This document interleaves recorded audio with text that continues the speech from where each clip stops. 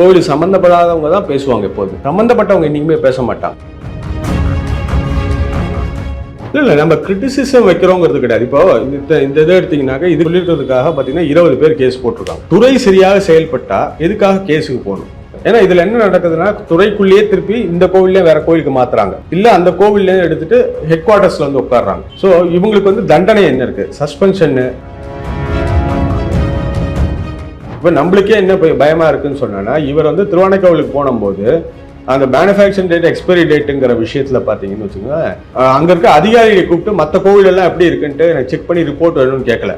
அவங்க வந்து அந்த கட்சிக்காரங்கள மூலமா வராங்கன்னு சொல்லும்போது அதோட ஆதிக்கம் தான் இருக்கும். கோவிலுக்கு வெளியில வந்து நம்ம எல்லா கட்சி எல்லாமே இருக்கணும், உள்ளுக்குள்ள போகும்போது பக்தனா போகணுங்கிறது நம்ம எல்லாரோட ஒரு பார்வையா இருக்கு.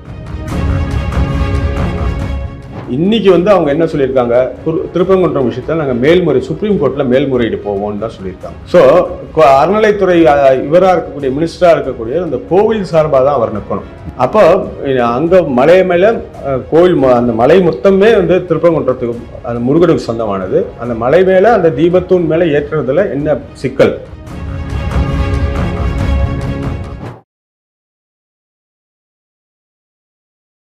இளைய பரதனைகளுக்கு வணக்கம். இன்னைக்கு நம்ம நேர்களில் நம்ம சிறப்பு விருந்தினர் ஆலயம் காப்போம் இயக்குனர் மற்றும் அரசியல் விமர்சகரான சேவக் சத்யா சார் அவர்கள் தான். சார் வணக்கம் சார். வணக்கம் சார். நீங்கள் போன ஆட்சியில் நிறைய குற்றச்சாட்டுகள் வச்சிங்க, நிறைய பிரச்சனைகள் பண்ணுறாங்க அப்படின்ட்டு. இந்த ஆட்சி வந்தோடனே சில மாற்றங்கள், முக்கியமாக ரமேஷ் அவர்களை வந்து அறநிலைத்துறை அமைச்சராக போட்டதே மிகப்பெரிய மாற்றமாக பார்க்கப்படுது. அதே மாதிரி இப்போ ரீசெண்டாக நம்ம கவர்னர் உரையில் வந்து பார்க்கும்போது கோவிலில் வரக்கூடிய காசு கோயிலுக்காகவே சொந்தம் அப்படின்ற மாதிரி புனிதமான ஒரு விஷயன்ற மாதிரி சொல்லிட்டாங்க.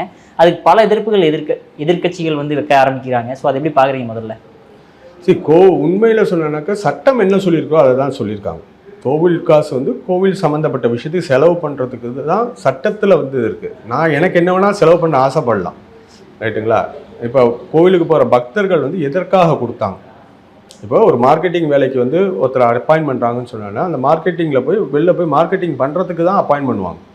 அப்போ எதுலேயுமே அரசாங்கம் வந்து ஒரு இப்போ இன்றைக்கி இருக்கிற மாடர்ன் டே அரசாங்கத்தோட கம்பேர் பண்ணணும்னு வச்சுக்கோங்களேன், சமூக நீதித்துறைக்கு ஒரு குறிப்பிட்ட நிதியை ஒதுக்குறாங்கன்னு வச்சுக்கோங்களேன், அதுக்குள்ளே தான் செலவு பண்ணணும். அதை விட்டுட்டு அதை எடுத்து வேற ஒரு பர்பஸ்க்கு செலவு பண்ணக்கூடாதுங்கிறது தான் சட்டம்.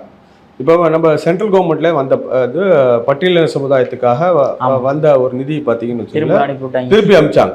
அதுக்கு முன்னாடி சில டைம்ல என்னன்னாக்கா அந்த நிதியை எடுத்து வேற இலவசங்களுக்கு கொடுத்தாங்கன்னு ஒரு குற்றச்சாட்டுலாம் உண்டு. ஸோ அது ஏன்னா இதுதான் இன்னைக்கு இருக்கிற நம்மளுக்கு புரியறதுக்காக இந்த சட்டத்தை நான் சொல்ல வரேன். அதே மாதிரி தான் அறநிலைத்துறைன்னு ஒன்று உருவாக்கப்பட்ட போது அந்த டோனர் வந்து என்ன பர்பஸ்க்காக அந்த பைசா கொடுத்தாங்களோ அதுக்கு பயன்படுத்தப்படணும். அப்போ கோவில்லே வரக்கூடிய வருமானம் வந்து பக்தர்கள் எதுக்காக கொடுக்குறாங்க? ஏன் கடவுளுக்கு நான் ஏதோ ஒன்று. ஏன்னா முன்ன இருந்த காலகட்டத்தில் பார்த்தா நான் அங்கே கோவில் வாசல் அன்னதானம் போடுறதுக்கு நான் வந்து சாமிக்கு எண்ணெய் ஏற்றுறேன் அப்படின்னா. இப்போ பெரிய கோயில்கள், சின்ன கோயில்கள்லாம் இன்னும் பழக்கம் இருக்குது. ஆனால் பெரிய கோயிலில் பார்த்தீங்கன்னா நீங்கள் அன்னதானம் பண்ண முடியாது. கடந்த ஆட்சியிலேயே அதுக்கு வந்து ஃபுட் லைசன்ஸ் வாங்கணும்னாங்க. அதே தெருவோரத்தில் வந்து அங்கே வந்து தள்ளுவண்டியில் ஒருத்தவங்க சாப்பாடு கடை போட்டிருப்பாங்க, அதுக்கு இப்போ ஃபுட் லைசன்ஸ் கேட்குறாங்கன்னா தெரியாது. ஆனால் இந்த அன்னதானத்துக்கு வந்து நீ வந்து ஏதோ வேண்டுதல் பண்ணிவிட்டு ஒரு எள்ளு சாதம் கொடு அப்படின்னு சொன்னா அதுக்கு நீ ஃபுட் லைசன்ஸ் எங்கே கொண்டு வாம்பாங்க. ஸோ இது மாதிரி பல இடையூறுகள் இருந்தது உண்மைதான். வந்து அது மாதிரி எதற்காக கொடுக்கப்பட்ட பைசாவை எதற்காக பயன்படுத்தணும்? அப்போ வந்து பக்தர் வந்து நான் கோவிலுக்கு இந்த கோவிலுக்காக நான் கொடுக்குறேன்னு சொன்னால் அதை கோவிலுக்காக மட்டும் கொடுக்கணும். பக்தர்களுக்கு வசதி தேவை. இன்னைக்கு ஒரு இது டெவலப்மெண்ட் வரும்போது அங்கே சர்டன் வசதி. இப்போ ஒரு 20 வருஷத்துக்கு முன்னாடி ஸ்ரீரங்கத்தில் பார்த்தீங்கன்னு வச்சுங்களேன், அந்த உள்ளூர் மக்கள் மட்டும் போயிட்டு வந்துட்டு இருந்தாங்க. அங்கே இருக்கக்கூடியவங்க தான் ரெகுலராக தினசரி போயிட்டு வந்திருந்தாங்க 25 வருஷம் முன்னாடி. இன்றைக்கி அதே ஸ்ரீரங்கத்துக்கு வெளிநாடு டூரிஸ்ட் ஏகப்பட்ட பேர் இருக்காங்க. அப்போ நிறைய ஃபெசிலிட்டி பண்ணி கொடுக்கணும். மதுரை மீனாட்சி அம்மன் கோவிலில் அதே மாதிரி டூரிஸ்ட் நிறையா இருக்காங்க, திருவண்ணாமலை கோவிலில். அப்போ அங்கே ஃபெசிலிட்டி, அந்த ஃபெசிலிட்டி எங்கே பண்ணணும்னு இருக்குது, அதுவும் சட்டத்தில் இருக்குது. கோவில் வளாகத்துக்குள்ளே என்னெல்லாம் பண்ணலாம், கோவில் வளாகத்துக்கு வெளியில் என்னென்ன பண்ணலாம் அப்படிங்கிறது தான் இருக்குது. ஸோ அங்கங்கே எது சட்டத்துக்குள்ளே என்ன இருக்கோ அதை செய்யணுங்கிறதானே தவிர, ஆனால் கோவில்னு வந்துட்டாலே கோவில் சம்மந்தப்படாதவங்க தான் பேசுவாங்க. எப்போதுமே சம்மந்தப்பட்டவங்க இன்றைக்குமே பேச மாட்டாங்க. இப்போ இதுக்கு சம்மந்தம் கடவுள் நம்பிக்கை இல்லாதவங்க ஏன் சாமி காசு எடுத்து நான் செலவு பண்ணக்கூடாதா, அங்கே வந்து சமத்துவம் பேசுவாங்க. நீ இந்த கோவிலுக்குன்னு கொடுத்த காசை எடுத்துகிட்டு நீங்கள் எல்லாருக்கும் பொதுமக்களுக்கு செலவு, அது செக்குலர் பைசா கிடையாது. அந்த கோவிலுக்கு கொடுக்கப்பட்ட பைசா அந்த பக்தர்கள் வந்து அந்த சாமிக்குன்னு இந்த பர்பஸ்க்காக கொடுத்தது. ஸோ அந்த பக்தர்களோட நலனுக்காக என்ன வேணால் செலவு பண்ணலாம். அதுக்கு சட்டத்தில் சில வழிமுறைகள் இருக்குது, அதை பின்பற்றணும் தான் நம்ம கோயிலுக்காக போராடக்கூடியவங்க எல்லாருமே நம்ம சொல்லக்கூடியது. போயிடுது. பட் இருந்தாலுமே இப்போ இன்னைக்கு நடந்த அந்த சட்டசபையில் வந்து சேகர் பாபு அவர்களோ ரமேஷ் அவர்களோ ரொம்ப முட்டி மோதிக்கிற அளவுக்கு சண்டைகள் வந்துச்சு. என்ன மாதிரி பிரச்சனைகள் அது? முட்டி மோதிக்கிறது கிடையாது. அதாவது அவர் சேகர் பாபு அதை வந்து எல்லாரும் அவர் சீர்றதை பார்த்துட்டு பல பேர் நம்ம இவங்க எல்லாமே ஸ்னேக் பாபு போட்டு அவர் சீர்றான்னு சொல்லி அதே வந்துருச்சு. அப்போ அவர் வந்து எப்போதும் ஆஸ் யூஷுவல் வந்து தன்னிலை விளக்கம் தான் பண்ணார். எப்போதுமே அவர் வந்து கோர்ட்டை இன்னைக்கு இவங்க அதுக்கு முன்னாடி சொல்ல வேண்டியது, இவங்க வந்து நான் ரத்து பண்ணுறேன்னு சொன்னது பார்த்தீங்கன்னா 29 கல்யாண மண்டபமும் ஒரு 17 வணிக வளாகத்தையும் தான் ஃபர்ஸ்ட் ஆர்டர் ரத்து பண்ணுறேன்னு சொல்லியிருக்காங்க. அதாவது ஏற்கனவே கட்ட ஆரம்பிக்கிறத கட்டிட்டு இருக்கிறதுங்களா? ஆமாம், கட்ட போகிறேன்னு சொன்னதை அது மாதிரி இருக்கக்கூடிய இதுக்கு அப்ரூவல் கொடுத்தது தான் கோயில் நிதி எடுத்து. ஆமாம், இதெல்லாம் இது எல்லாமே எப்படி பண்ணாங்கன்னா கடந்த அரசாங்கத்தில் சட்டமன்றத்தில் வந்து சொல்லிடுவாங்க, அதுக்கப்புறம் அது கமிஷனர்கிட்ட சொல்லி அப்புறம் ட்ரஸ்டியை வந்து அதுக்குள்ள பேப்பர் ஒர்க்லாம் பண்ணி இல்லை, ஏன்னா பாதி இடத்துல ட்ரஸ்டி கிடையாது இருக்கிறது, இவங்களோட ஸ்டாஃப் ஈஓ தான். ஸோ இவங்க சொல்கிறதுக்கு ஏற்றாப்புல அவங்க பேப்பர் ரெடி பண்ணியிருப்பாங்க. இது மாதிரி தான் சட்டத்துக்கு புறம்பாக நடந்தது. நம்ம அதனால தான் வந்து கோவிலுக்காக போராடக்கூடியவங்க எல்லாருமே அறநிலைத்துறையோட செயல்பாடை எதிர்த்து தான் கேஸ் போட வேண்டியதாக இருந்தது. அப்படி பல கேஸுகள் இருக்குது, அதில் ஸ்டே வந்தது பார்த்தீங்கல்ல, அதுக்கெல்லாம் சேர்த்து தான் இவங்க வந்து கேன்சல் பண்ணியிருக்காங்க. ஸோ இன்னமே வரக்கூடிய இதே மாதிரி முன்னெடுப்புகள் இவங்க எடுக்காமல் இருக்கணும், அதுதான் மெயின். அப்போ அமைச்சர் சொன்னார், ஒரு முக்கியமாக ஒரு உதாரணமாக சொன்னார், குன்னூரில் வந்து ஒரு பிள்ளையார் கோவில், நான் பிள்ளையார் கோவிலில் ஃபோட்டோ கூட எல்லாருக்குமே தர, நேர்கள் கூட பார்க்கலாம்.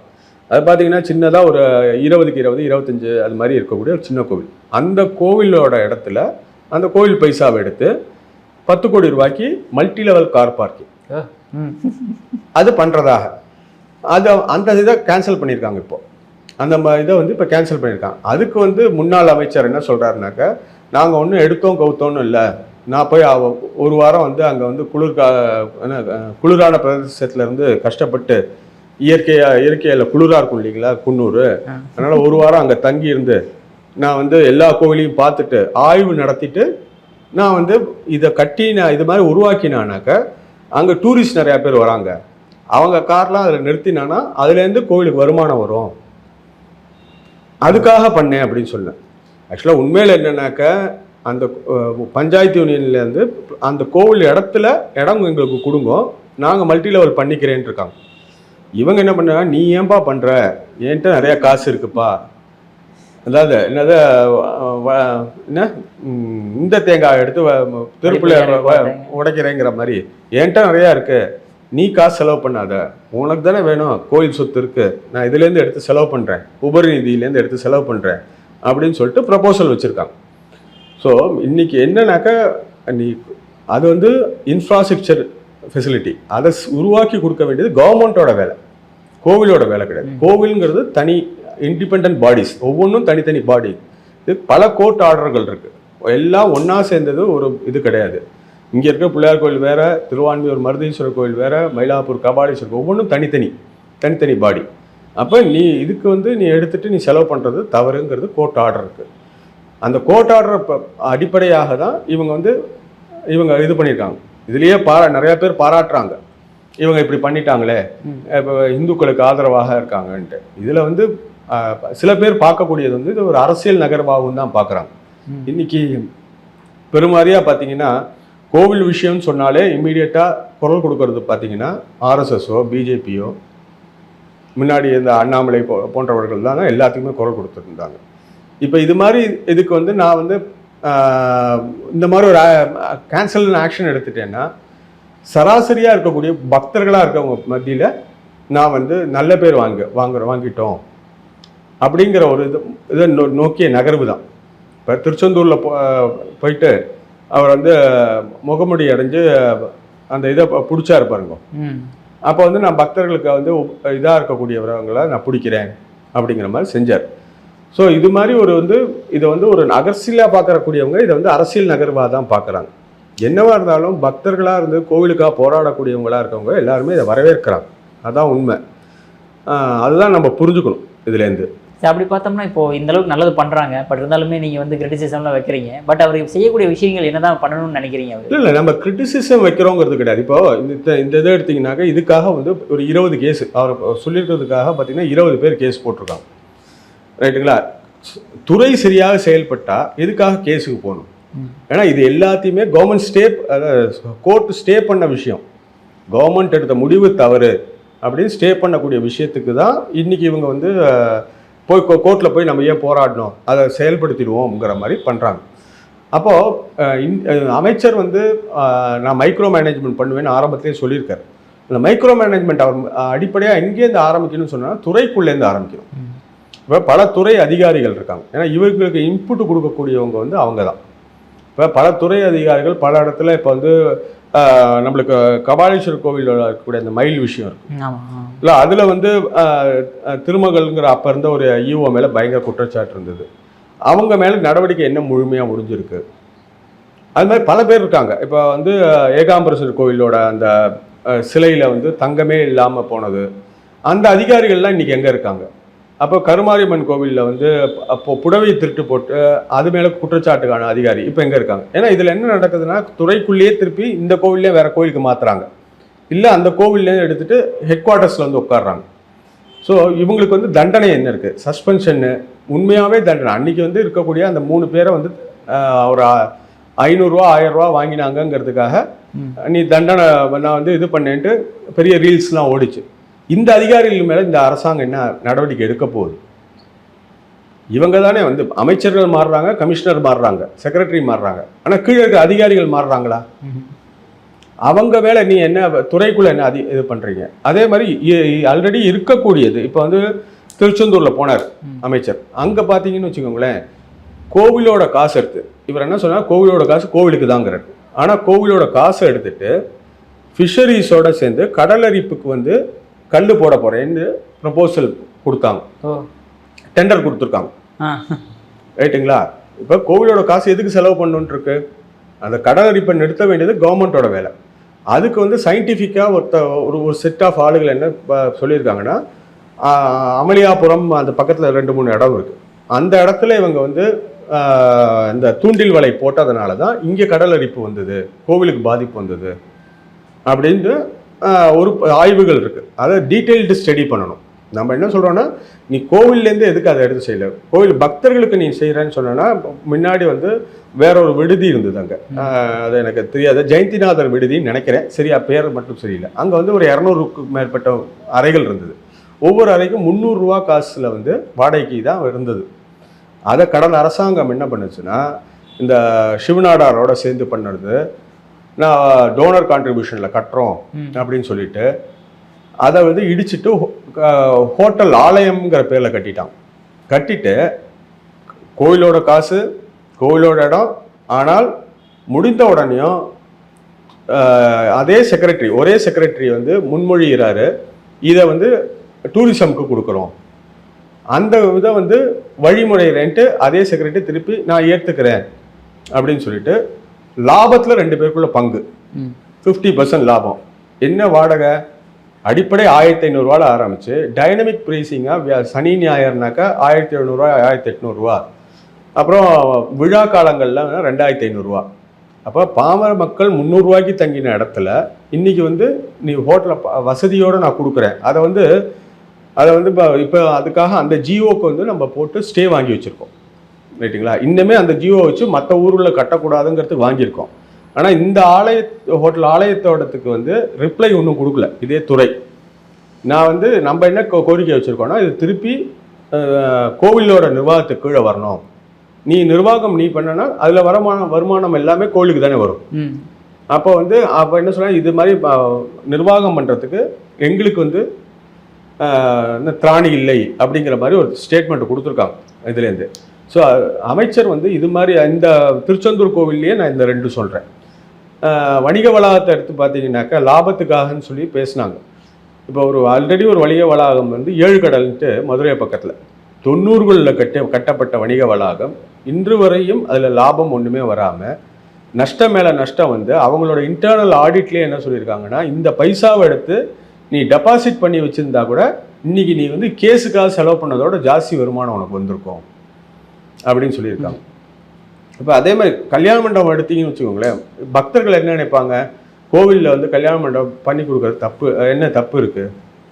இப்போ கல்யாண மண்டபம் கட்டுறதுக்கு அது வந்து சட்டத்தில் இடமே கிடையாது. இப்போ திருவான்மியூரில் எடுத்திங்கனாக்கா ஈசிஆர் மெயின் ரோடில் பார்த்தீங்கன்னா ஒரு 2 ஏக்கரில் ஒரு பெரிய கல்யாண மண்டபம் இருக்குது. அதோட இன்னைக்கு மார்க்கெட் வேல்யூ என்ன? அது வந்து என்னன்னா, அதை வந்து நீங்கள் வாடகை கொடுத்துட்டு அந்த வருமானத்தை கொண்டு வந்து கோவிலை பெருக்கிறதுக்கும் ஆன்மீகத்தை வளர்க்குறதுக்கும், கோவிலோட வேலை என்ன? ஆன்மீகம் வளர்க்குறது. கல்வி நிலையங்களில் வந்து ஆன்மீகத்தை வளர்க்குறதுக்காக நீ வந்து ஒரே ஒரு பாடம் வந்து சைவ சித்தாந்தம்னு ஒரு இது மட்டும் வச்சுட்டு மற்றெல்லாம் செக்யூலராக கொண்டு போகிறது வந்து கோவில் பைசாலேருந்து செய்யறது கிடையாது. கோவில்லேருந்து செய்யக்கூடியது ஹிந்து தர்மத்தையும் தமிழில் இருக்கக்கூடிய வேதங்களையும் பரப்புறதுக்காக பயன்படுத்த வேண்டியதுங்கிறது தான். இதெல்லாம் மனசில் கொண்டு தான் அவர் செயல்படணுங்கிறது எங்களோட எதிர்பார்ப்பாக இருக்குது. எங்களை மாதிரி கோவிலுக்காக வேலை செய்கிறவங்களோட எதிர்பார்ப்பாக இருக்குங்கிறது தான் நம்மளோட கருத்து. ஓகே சார், நீங்கள் சொன்ன மாதிரி ஒருவேளை அந்த ட்ரஸ்டி ஆகட்டும், கோயிலில் ஒரு அதிகாரிகளாகட்டும் எல்லாருமே வந்து திமுக கீழே வேலை செஞ்சவங்க தான். இப்போ ரமேஷ் அவர்கள் வந்து ஸ்டெப்ஸ் எடுக்கணும்னா அவங்கள மாற்றணும்னு நினைக்கிறீங்களா என்ன? அவங்கள வேற ஆட்களை அவர் மாத்திரைன்ட்டு தான் இப்போ வந்து கிட்டத்தட்ட 100 கோவிலுக்கோ இன்னும் வந்து 10 லட்சத்துக்கு மேலே இருக்க வருமானம் இருக்க கோவிலுக்கு அரங்காவலர் நியமிக்க போகிறேன் அப்படின்ட்டு ஒரு ஆர்டர் வந்து லெட்டருக்கு எல்லாருக்கும் அப்ளிகேஷன் கேட்டிருக்காங்க. இப்போ திருப்பி நம்ம சொல்கிறது கோர்ட்டில் இருக்கிறது அரசியல் சாராதவங்களா இருக்கணும் அப்படின்ட்டு. இப்போ நம்மளுக்கே என்ன பயமாக இருக்குன்னு சொன்னோன்னா, இவர் வந்து திருவானைக்காவலுக்கு போனும்போது அந்த மேனுஃபேக்சரிங் டேட் எக்ஸ்பைரி டேட்டுங்கிற விஷயத்தில் பார்த்தீங்கன்னு வச்சுக்கோங்க, அங்கே இருக்க அதிகாரியை கூப்பிட்டு மற்ற கோவிலெல்லாம் எப்படி இருக்குன்ட்டு எனக்கு செக் பண்ணி ரிப்போர்ட் வேணும்னு கேட்கல. அந்த மற்ற கோவிலோட ட்ரஸ்டீட்டை கூப்பிட்டு கேட்கல. பக்கத்தில் அந்த தன்னோட கட்சிக்காரங்கள்கிட்ட சொல்லிட்டு நீ போய் எல்லா கோவில்லையும் போயிட்டு போய் பார்த்து இல்லாட்டி மேனுஃபேக்சரிங் டேட்டு எக்ஸ்பைரி டேட்லாம் கரெக்டாக இருக்கான்னு. அப்போ இங்கேயே தான் கட்சிக்காரங்களை வந்து தலையீடு கொண்டு வரும்போது இந்த ட்ரஸ்டீஸில் அந்த கட்சிக்காரங்களோட தலையீடு வராமல் இருக்குமாங்கிறது பெரிய கேள்வியாக இருக்குது, பெரிய கேள்விக்குறியாக இருக்குது. திருப்பி ஏன்னா இப்போ தவறாக ட்ரஸ்டீஸ் போட்டாங்கன்னாக்கா அவங்க வந்து அந்த கட்சிக்காரங்கள மூலமாக வராங்கன்னு சொல்லும்போது அதோட ஆதிக்கம் தான் இருக்கும். கோவிலுக்கு வெளியில் வந்து நம்ம எல்லா கட்சி எல்லாமே இருக்கணும், உள்ளுக்குள்ளே போகும்போது பக்தனாக போகணுங்கிறது தான் நம்ம எல்லாரோட ஒரு பார்வையாக இருக்குது. அது மாதிரி வெளிப்படைத்தன்மையாக நடக்கிறாங்களா, ஆடிட்டை வந்து சரிபட நடக்குது, ஆடிட் ரிப்போர்ட்டை வந்து வெளியில் வந்து சரியாக வருதா, இதெல்லாம் எல்லாத்தையுமே நம்ம பொறுத்து இருந்து பார்க்க வேண்டியதாக இருக்குது. ஒரு நாள் ஒரு இதில் வந்து கோர்ட்டில் இருக்கக்கூடிய ஸ்டேவை வந்து அதுக்காக இவங்க வந்து இந்த எல்லாத்தையுமே ஜிஓவை கேன்சல் பண்ணதுனால இவங்க வந்து கோவிலை காப்பாற்ற வந்த இதுங்கிறது நம்ம எடுக்க முடியாது. ஆனால் இந்த ஸ்டெப்பை வந்து நம்ம வரவேற்கிறோம். நிச்சயமாகவே நல்ல ஒரு ஸ்டெப்பாக தான் வரவேற்கிறத நம்ம கோயில் சார்பாக இருக்கவங்க எல்லாருமே பண்ணுறோம். ஆனால் இனிமேல் எப்படி பண்ண போகிறாங்கிறது தான் பார்க்கணும் நம்ம. ஓகே, கடைசி ஒரு கேள்வி சார். இப்போ திருப்பரங்குன்றத்தில் தீபம் ஏற்றுற விஷயத்துக்கு வந்து சிடி அருள்குமார் அதை ஒரிஜினலாக பதில் சொல்லிட்டாங்க, பழையபடியே இருக்கும் அப்படின்ட்டு. ஆனால் அறநிலையத்துறை அமைச்சர் அவர்கிட்ட போய் கேள்வி கேட்டோம்னா அவர் வந்து நான் வந்து என்னால் பதில் சொல்ல முடியாது, எங்கள் கட்சி தலைவர் விஜய் அவர்கள் என்ன நிலைப்பாடோ அதுதான் அந்த நிலைப்பாடுன்றாரு சார். ஏனால சார் அப்படி? அதுதான் நீங்களே நான் ஏதாவது விட்டு போச்சு, நீங்களே நல்ல விதமாக கொண்டு வந்தீங்க. இன்னைக்கு வந்து அவங்க என்ன சொல்லியிருக்காங்க, திருப்பரங்குன்றம் விஷயத்தில் நாங்கள் மேல்முறை சுப்ரீம் கோர்ட்டில் மேல்முறையீடு போவோம்னு தான் சொல்லியிருக்காங்க.